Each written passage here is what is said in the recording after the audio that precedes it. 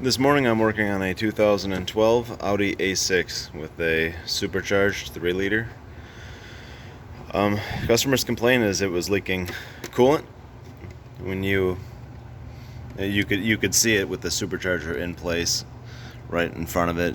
I mean, you could see into the valley of the engine, and there's a bunch of coolant puddled up down here. It's actually leaking from this thermostat housing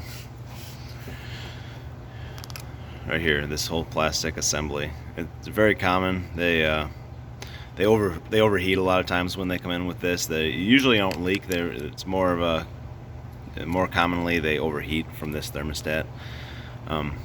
Being stuck shut, you'll have a circulation problem. The fans will race, and they'll throw a fault, a cooling system malfunction fault.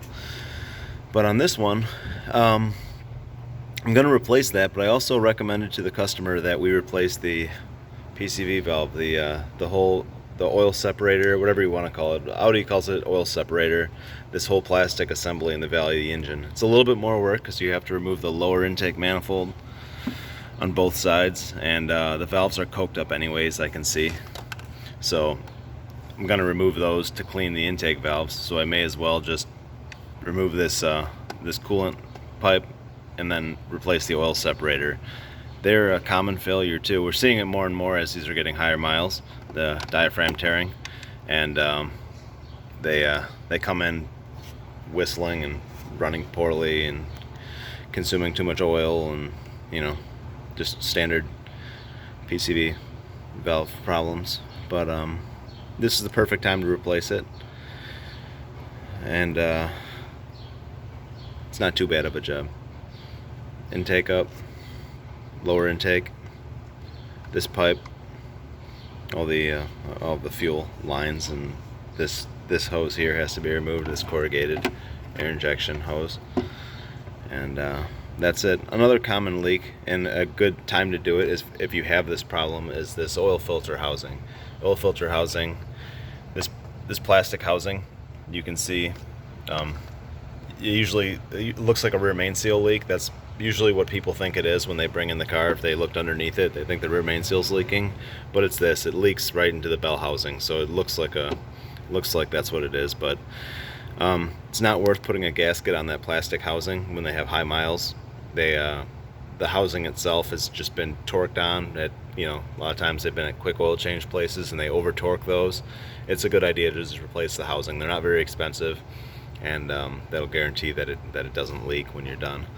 So if you're cleaning intake valves, or you have the supercharger up for any other reason, inspect that real well and replace that. If it's a lot easier now. You can do it with the supercharger and everything else in place, but it's a lot more work.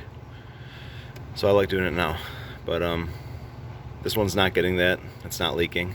I'm just focusing on this PCV valve and the thermostat housing. The thermostat, the housing comes along with it. But that's it. Also, another thing to look for on these is these water pumps. These water pumps can leak, and they'll actually blow coolant back into the valley too. But you'll see witness of it if you look in the back of the pulley. You can kind of see back there, and